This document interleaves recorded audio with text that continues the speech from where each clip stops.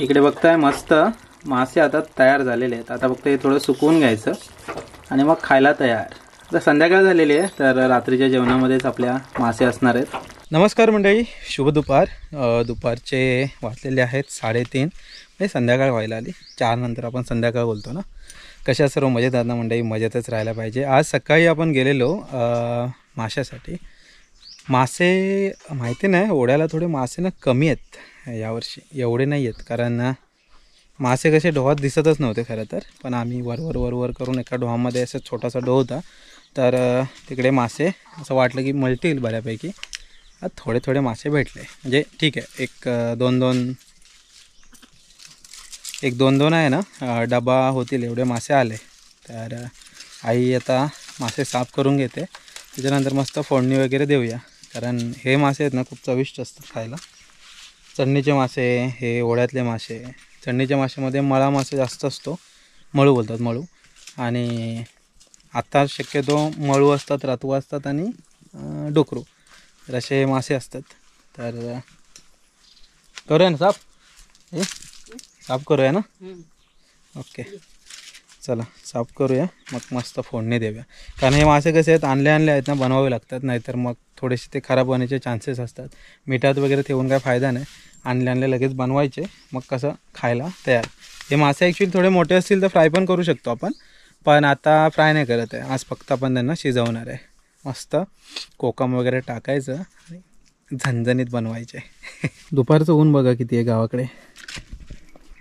आपल्या घराच्या पाठचा परिसर, सूर्यदेव बघा तिकडे तिकडून असं आग ओकतायत दिवसभर. भरपूर ऊन असतं. मला वाटतं यावर्षी उन्हाळ्यामध्ये तर भरपूर ऊन असणार आहे.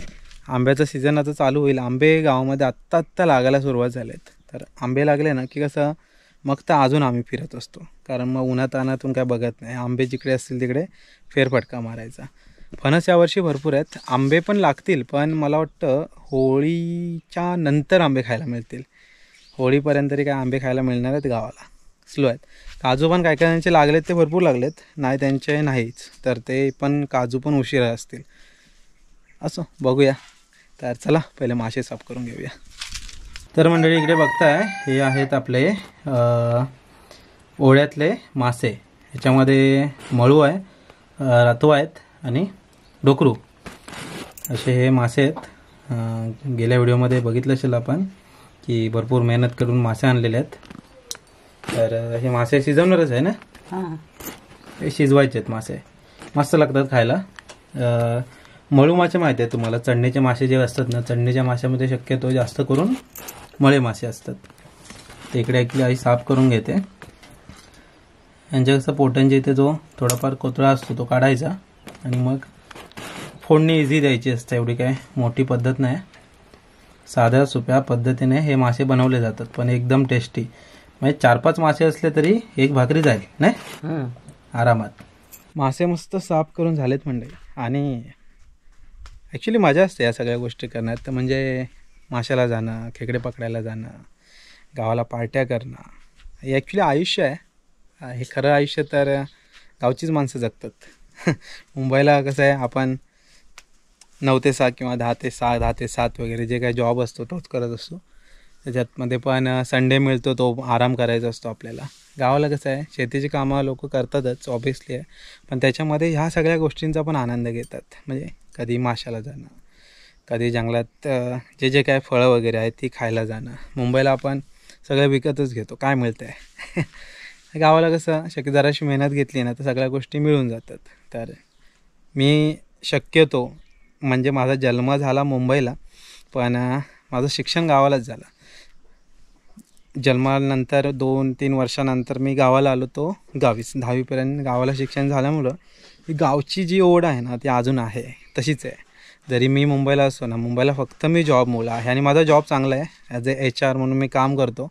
तर जॉब सोडून तर मी गावाला डायरेक्टली आत्ता सध्या नाही येऊ शकत, पण नक्की विचार आहे.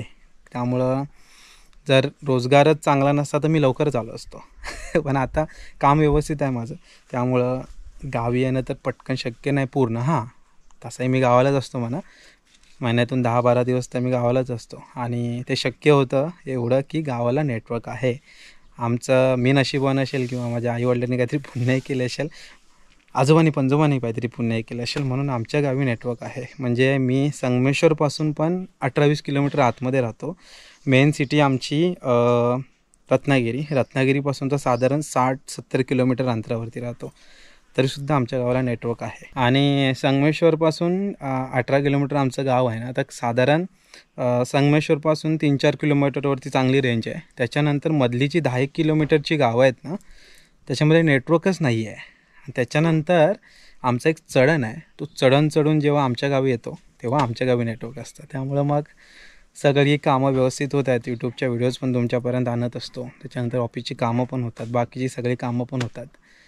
बरं आहे. असं मंडळी, मासे वगैरे साफ करून झालेत. आई चूल पेटवत होती, तर चला आता फोडणी देऊया मस्त. ही आपली गावाकडची चूल. आणि ॲक्च्युली आज लाईट नाही आहे घरी, पण हा जो वरती काच लावलेली आहे नाही, तर तिथून आपल्याला उजेड येतो आहे मस्त. तर आई आता इकडे बनवते मासे. तर माशांमध्ये तिखट मसाला टाकला आहे. तर टोपामध्ये थोडं तेल टाकून घेऊया. लसणीची फोडणी असते शक्यतो माशाला. की लसूण बघा तापले मस्त, त्याच्यात मासे टाकायचे आपल्याला. मासे काय हे आहेत ना, लगेच शिजतात. तर जास्त पाणी टाकत नाही बसायचं. जास्त पाणी टाकलं त्याचं मेन होऊन जाईल ना, एकदम मेन होतं. मग ते खायला काय मजा येणार नाही. थोडे मासे कसे खायला असे कडक राहिले पाहिजेत, त्यामुळे कमी पाणी टाकायचं आणि शिजवून घ्यायचे मस्त. कोकम पण टाकून घ्यायचं.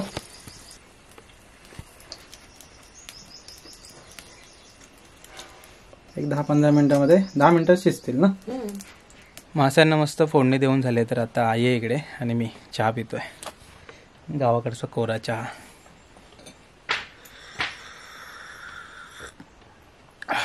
सूर के पियो. मस्त मजा येते चहा प्यायला. गावाला कसं गवती चहा वगैरे टाकून चहा मस्त बनते. आणि गावाकडची चहा ती गावाकडची चहा. गावाकडे काही बनवा, पाण्याची चव वेगळी असते, त्यामुळं सगळं जेवणच छान लागतं. मच्छी म्हणा, चिकन म्हणा, सगळं काही. तर या म्हणजे चहा प्यायला. इकडे बघताय मस्त मासे आता तयार झालेले आहेत. आता फक्त हे थोडं सुकवून घ्यायचं आणि मग खायला तयार.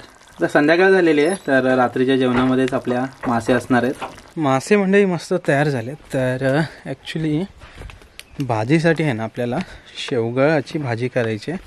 घराच्या पाठी शेवग्याचं झाड आहे, पण त्याला ना डांबे भरपूर आलेत. डांबे म्हणजे शेवग्याच्या शेंगा.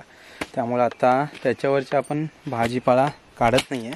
ॲक्च्युली आपल्याला भाजी बनवायची आहे ना, ती बनवायची आहे ह्याच्या पानाची. तर इकडे वरच्या बाजूस काकीचं पण एक शेवग्याचं झाड आहे, त्याला शेंगाच नाहीत, 2 वर्ष झालेत. तर मोस्टली काय करू, त्याचीच एखादी फांदी काढू आणि मग त्याच्यापासून भाजी बनवूया. तर वरच्या बाजूस आलो आहे. तर इकडे आपल्या घराकडे जाण्यासाठी या पाकाड्या आता तयार झाल्यात. आणि इकडे हे जे झाड दिसतं आहे ना, हे शेवग्याचं झाड, ह्याचंच आपल्याला 2-4 फांद्या काढायच्या, जास्त नाही. खालच्या काढायच्या काय इकडच्या? हां होय. तर ही जी खालची फांद आहे ना, ही बघा, तर त्याच्याच आहे ना पानं आपण काढूया. पानं म्हणजे त्या फांद्या असतात ना, छोट्या छोट्या फांद्या आपल्याला काढून घ्यायच्या आहेत. तर ॲक्च्युली आई बघा ती ओढते खाली आणि त्याच्या काढायच्या. जाऊया. मला वाटलं एकदम वरनं काढायचं आहे, वरून आलेलो, खाली घ्यावं लागेल. इकडे ह्या शेवग्याच्या फांद्या आहेत ना, त्या अशा तोडायच्या.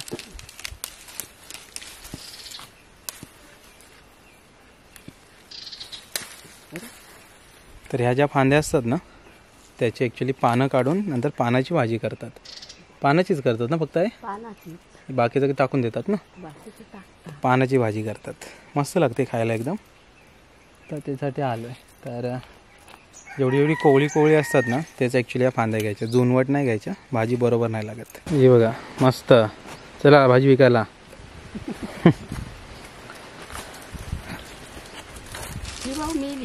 काय लिंबू येईन ना, कशाने मेली ती?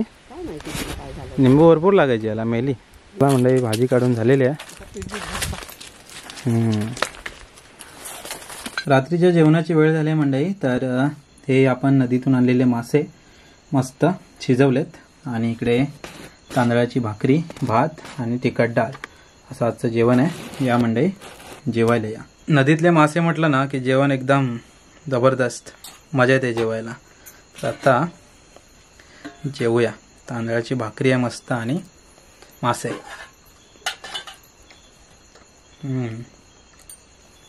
एक नंबर. चला मंडळी जेवून घेतो, नंतर भेटूया.